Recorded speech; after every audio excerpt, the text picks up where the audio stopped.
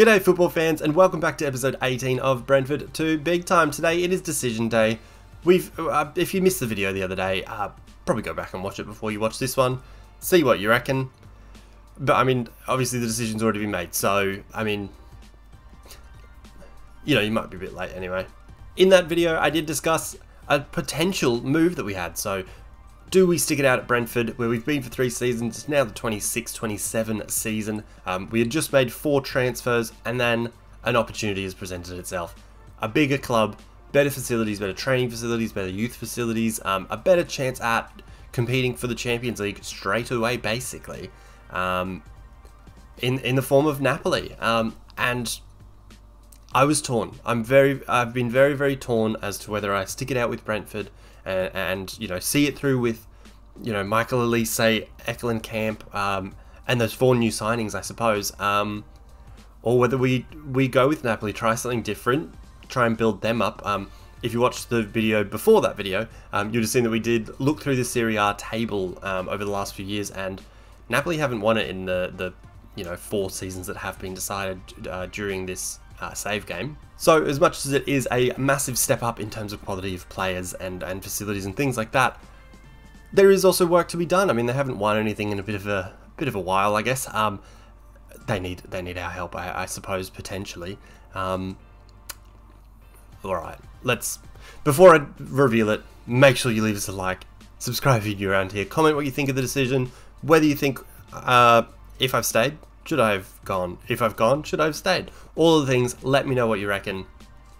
Here it is. We have gone to Naples. I couldn't say no. At the end of the day, the chance to work with someone like Kvaratshkelia, to work with Osimhen, to work with the sort of facilities that they have, I felt like I had to. Look, I'll definitely miss Brentford. I'll miss the players. And, you know, when I've now realised that the mouse is in the middle of the screen, I'll move it. But also, now that I've realised, if we go, let's say we go to scouting, not a huge budget available to us, and next season it does get a whole lot better. So I'm not entirely convinced about competing with this budget, but if we sell players, a lot of the board directives, or what do you call them? The things that the board want you to achieve, that stuff, is about selling players for profit, and especially using our youth facilities to then generate income, which we've got great youth facilities, we may as well use them, I guess, whether it is having players come through to the first team, or whether it is selling them on for as much money as we possibly can, because looks like we need it, yeah. If we take a look at Brentford, our old stomping ground, the new manager they've got in, well, he was actually our head of youth development while I was there. He's brilliant. He's their caretaker coach. I feel like they should probably just sign him on, because he's absolutely insane. I don't know what kind of football he plays. I think they've got like 4 points from their opening 4 fixtures or something like that. So, you know, they're not absolutely flying, but it's not bad. It's probably on par with what I would have done. If you had watched the last video, you would know the positions that we have filled. We have got in a centre-back, a right-back, a central midfielder, and a left winger. 4 big signings. 4 signings that I think will help push Brentford forward in the long run, basically. So, obviously leaving the club was Jensen, Pinnick's gone, Norgard's gone, Roslev has now left. Those are the 4 that have left. The reason that we don't need 2 midfielders in, or didn't, I suppose, was that we moved Damsgaard back into midfield, or that was the plan anyway. So, replacing then, I guess, Damsgaard on the wing, is Ecuadorian winger Jeremy Sarmiento. Basically, he was a bit of a budget sort of option, I suppose. He wasn't anything special, I get that. He's not going to be the most brilliant player in the world. He's decent. He's obviously an international, you know, for Ecuador and has been for a while. But at the end of the day, he's playing back up to Ryan Shirky. So I mean, if it really comes to it, you can play Mikkel Damsgaard there. Like, he definitely wasn't signed with the intention of becoming an absolute superstar. I think he cost about £14 million or something like that. So I wasn't exactly looking for him to come in and change the world, I guess. The central midfield signing was Gabri Veiga from Celta Vigo, brought in, I'm not entirely sure, let's have a look, £15 million, and he's already now worth 26 to 37, so I mean, clearly undersold him there, Vigo. He was just another option for the Mazzala role in midfield, so that now the 4 Mazzala roles would have been Kamada, Eklenkamp, Damsgaard, and now Gabri Vega. So I thought he looked like a very, very good option. He does look very, very good. He's only 24. He'll have a number of years there, and hopefully prove to be quite a good purchase, especially a bit of a bargain at £15 million. Then, speaking of bargains, we got Nehuen, don't know how to say it, Perez. At this point, he was at Juventus, that's where he was, at Juventus from 2023 through to 2026. He was transfer listed, pounced, I think it was about 12 million pounds. He's now worth 29 to 41. He's very good for Brentford, having lost Pinnock, and I guess just having another option in the centre of defence. I think that's a very good purchase. A little bit older than sort of the typical profile of who we were signing, but for 12 million pounds, it seemed like a bit of a no-brainer that I just sort of had to go for it, you know what I mean?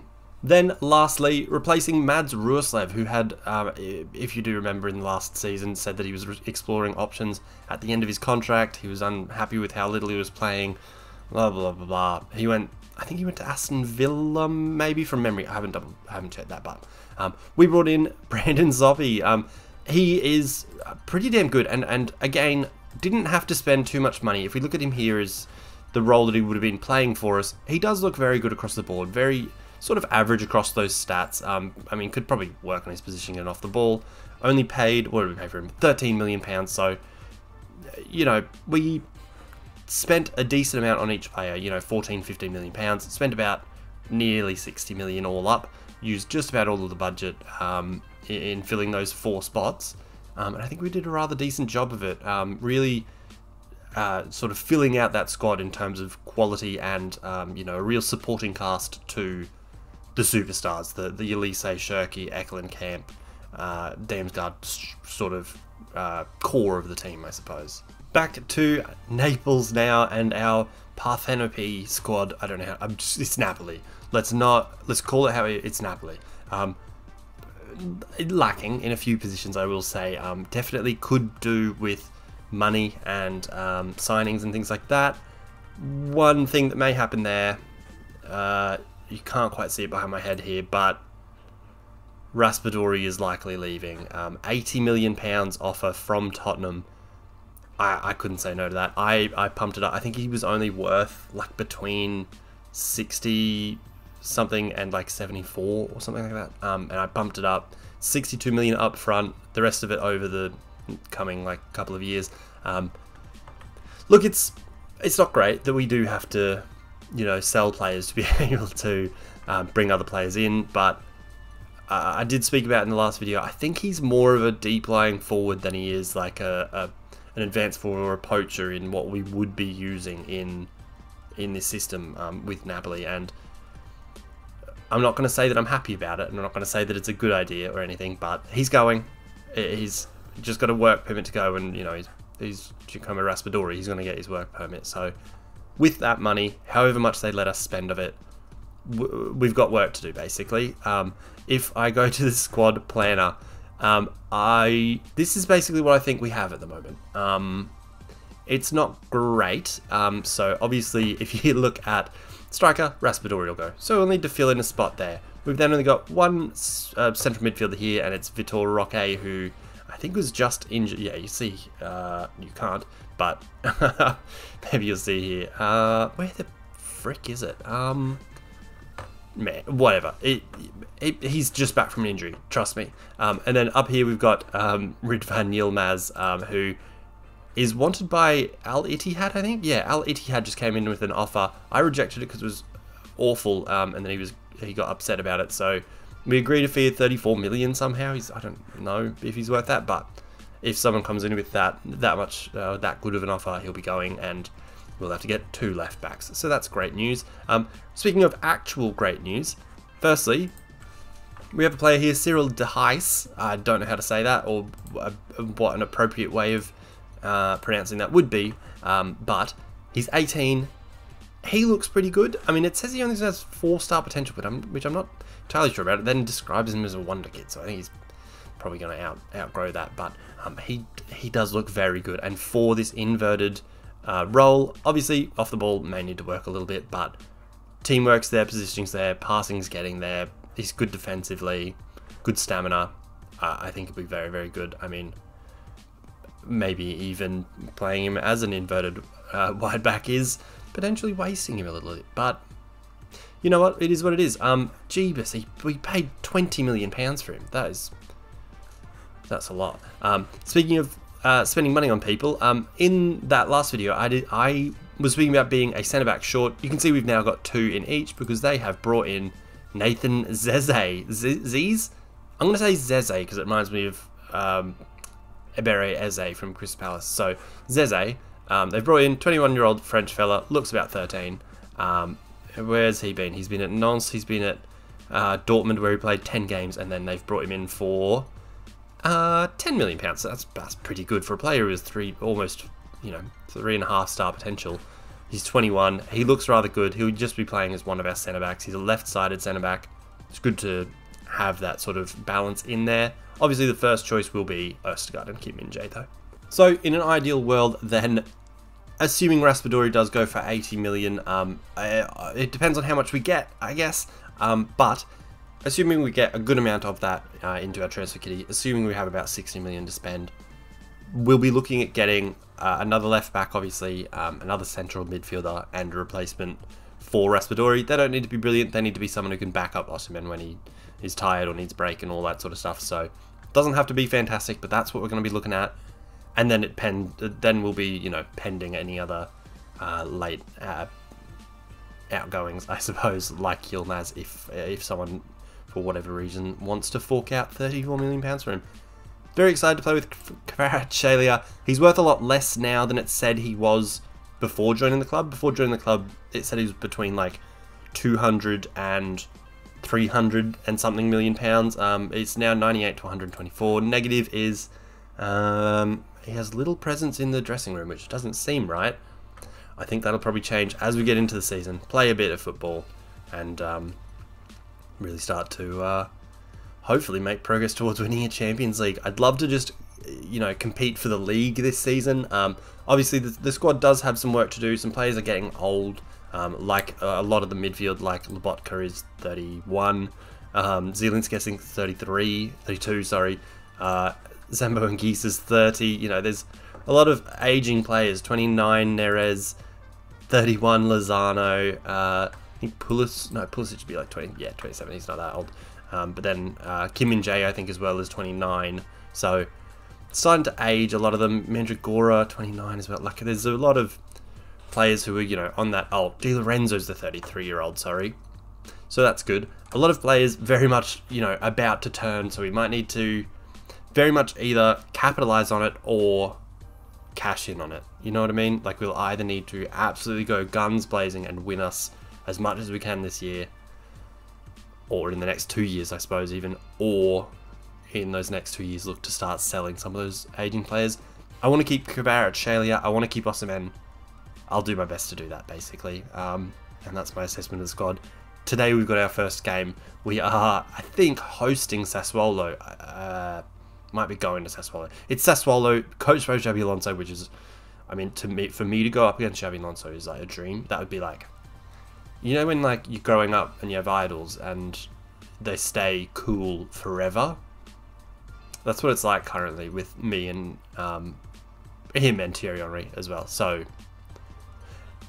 it's in a fake video game where I'm managing a fake football team and that it doesn't have a real name. But let's have a look at our lineup. See how we go in this first game. Alright, so the lineup we are going to go with then, it is Alex Meret in goals, back pairing of Østigard and Kim Min-jae. In the wide back positions, it is our only left back option, Ridvan Yilmaz, and then Di Lorenzo on the right.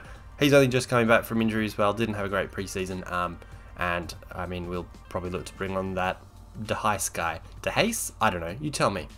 Luis, or Florentina Luis, I guess, whatever you want to call him, is the halfback, chosen ahead of Lobotka. No reason really.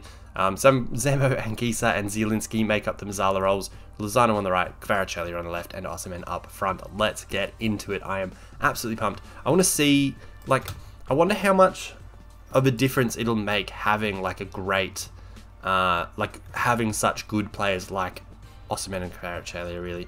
And I mean, Kim and Jae is very good as well. How much of a difference it will make when it comes to, like, you know, the frailties that the way that we play definitely has, you know what I mean? Like, I can't deny that this stadium doesn't look like the real stadium, but I also can't deny that, you know, there are risks with the way that we play, and, you know, good sides may expose that, but we may be able to cope with it, depending on how good we are. I don't know. We'll see how much of a difference it makes. Very excited, man. Like, I haven't done in a while. I mean, I did Juventus in FIFA, but I haven't played an Italian side in Football Manager in a number of years now. I think actually the last one I did was AC Milan, which is funny. When I got home from work, which is a great thing to talk about, I was getting, like, changed out of my, you know, business attire, and then put a shirt on, and then realised that it was my AC Milan jersey, which may not have been appropriate for right now. Maybe in the coming weeks I'll wear that if I'm brave enough. Here's the first highlight. It's a free kick. Luckily it goes wide from Bajrami. Didn't trouble Merit there in goals. Oh boy. Nothing as yet, though we are, you know, playing, I suppose. Let's hit them with another encourage. See if we can start to really take hold of the game. We've just started to go ahead in the possession. And see, we're very much playing on the right-hand side for some reason. Can I say, go to the left. Give the ball to Kvaratshkelia, mate. Give him the ball. Alright, here's a bloody highlight. Looks like we are going to be on the ball, which is great news. Ostergaard with a long one, looking for Kvaratskhelia, finds him. I thought that was a misplaced pass, but he does find Min Jae. Ridvan now back to Kvaratskhelia, takes on his man, absolutely glides past him. God, he's going to be absolutely fantastic to play with. Cuts it back to Anguissa. Anguissa in the box to Irving Lozano. Oh, looks good though. Very, very smooth. Very, just slice through them. Just giving the ball to Kvaratskhelia and you're golden, mate. Just, that's all you need. There's a tip for any budding. Pinamonti. Alright, so it was a big long ball over the top. There's a bird going mental in the background, but it was a big long ball over the top. Pinamonti just gets through on it, and look, it's very much the same problems that we had last time. Maybe we need to drop the backline or something. Schmitz lays it forward to D'Andrea. Nobody closes him down in time, but then it is just a big long ball over the top. Ostergaard can't get near him, basically, and not good. Not good at all. Let's hit him with just another encourage, I guess. I don't want to rouse at them in my first game, but I mean, like, it will take time to get things right here, I suppose. And I'm going to stop playing down the left only. You know, it'd be nice to do something. Oh, I should say, Thomas Frank joined me. When I was doing, like, the staff changes and who I could bring, who I couldn't bring, all that sort of stuff, he wanted to come as my assistant coach. So brought Thomas Frank with me to Naples. He, you know, possibly could have taken over at Brentford again, but he preferred to come be my assistant in Naples. So, good bloke, good man. Not good is our first half performance here. The pass map's looking okay. I'm liking that we are so high up the pitch. That's good. We just need to, you know, do something else. Do something different. A lot more to come from every single one of you. Let's bloody do it, lads. Keep going. You can make a difference. All that. Alright, let's start the second half. Look, I'm not messing around here. I just want to get it done, son. I want us to start to take more shots than them, because it's not good that they are creating more chances than we are. At the end of the day, though, we do need to refresh our midfield. The midfield options we do have, I guess, Zielinski and Vitor Roque aside, in terms of Anguissa, Lobotka, and Florentino Luis, they're not creative attacking type players. They're more like either box to box, or they're like holders, or people who aren't going to create 1,000 chances. I don't have an Eklund Camp. I don't have the other people that are on Brentford team. Alright, in terms of options, not a whole lot going on. Who can we bring on? Let's bring on ZZ Top for Ostegard and swap him to the left-hand side because he is left-footed. Osimhen's not having a great time. I do have him as an advanced forward, but I don't know. I'll change that around. I just think that's probably what he personally is possibly best at, but obviously we'll play around with it and see what we like, basically. Other changes, I'm pretty short on options, I guess. We'll bring on Pulisic on the right-hand side. Neres is currently injured. I don't think he'll be out for much longer, but he's not available, so I couldn't bring him on. Would really froth just getting a goal, just starting the season off with not losing a game we should be winning. The crowd doesn't look great, and it's probably because we haven't been, you know, winning in recent years. Good tackle there by Florentino. Looks for Kvaratshkelia. For Osimhen. Go on, son. Oh, you pisshead. Come on. Should be finishing that. It's Victor Osimhen. You should be finishing that. My goodness. Osimhen now down to a 6.2, and Pulisic has an injury, so that's good. He's been on the pitch about 3 minutes. Osimhen I'm going to bring off for Raspadori. May well be his last ever opportunity for us, but that's fine. We've got a lot of youth products here who have made the bench. They're in and around the first team. I'm not attached to too much about any of them, really. Options, I mean, we're going to put on Vitor Roque at right wing. That's our 4th change. Got 1 change left to make. I think what we'll do is bring on that new fella, De Heis, at right back, because Di Lorenzo's, as I said, just back from injury, and we might just need to coddle him a little bit, I think. Let's start to attack a bit better, a bit quicker. Let's bloody do it, lads.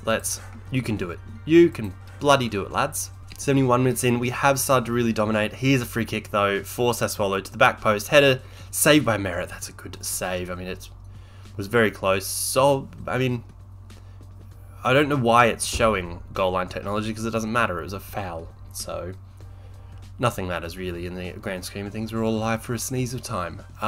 Hopefully, though, our sneeze of time that we spend at Napoli doesn't start with a loss. Very sorry about touching my nose. I get allergies every time I'm recording this. I don't know what it is. It's horrible. Sassuolo on the ball, playing around. Maxim Lopez now to De Andrea. Plays through Bayrami. What are we doing? Alright, this isn't a good start to life. I can't even do anything in terms of subs or changes or anything, but they've just sliced right through us there. That guy, I don't even know how to say that. Frutesi, Maxim Lopez, De Andrea, just a ball straight down the side of Kim Min-jae, who doesn't stay with him. Might need to drop our defensive line or something and maybe lower our line of engagement? I don't know. Because maybe we drop it a little bit and then like work the ball up slowly. I don't know. It's not good though, is it? They've just a couple of counter-attacks with just direct football. They've just sliced right through us that we haven't been able to keep up with, and looks like we are going to start out with just a horrid, boring 2-0 loss that, you know, we had apparently moments or spells that we would, you know, the better side in, but it just never happened. Here's another highlight. Apparently I have throw-in set up, which I guess I'll need to change. Florentino now on the ball, not moving it quickly because he's I don't know what's wrong with him. Kvaratskhelia now on the ball, tackled by Schmitz. Bloody hell, that was shocking, wasn't it? Long ball from Yankto, finds Loriente. Loriente over the top for João Pedro. Just a ball over the top. Oh, thank God he's missed, or this would have been embarrassing. Bloody hell. Look at this big spell, they've been the better side. I guess that's when we've started really starting to push forward and try and just get something out of it, but bloody hell, mate. This has not been great, has it? Lots of work to do before the next video, but we're in a much better position, I guess, than we were with Brentford, because we'll be playing in the Champions League this season, and we have Kvaratskhelia on our team. I'm really trying to clutch at things here. Give me, give me something. Well, work to do. We have got you know, all the time in the world. We've got a 3-year contract to hopefully not get sacked and, yeah, start to do things differently. It's weird to see Atalanta with a different manager. I've forgotten his name. What's his goddamn name? What's the name of the goddamn guy that's always been here? What's his name? Gasparini. This fella. Where are you? You retire. That's sad. It's just weird to see him not there. Anyway, look, that'll do. Hopefully we get money from Raspadori leaving. Hopefully we can then reinvest it, and obviously we got work to do on these tactics, because I don't know if they're going to work in Italian football. The same that they, let's say, worked in English football. Anyway, that'll wrap up today's video, guys. Make sure you do leave us that like down below, subscribe if you're new, comment what you think of the video, whether I should have stayed at Brentford, should I have left, should I move on, what, I don't know. Tell me what you reckon. And until next time, peace.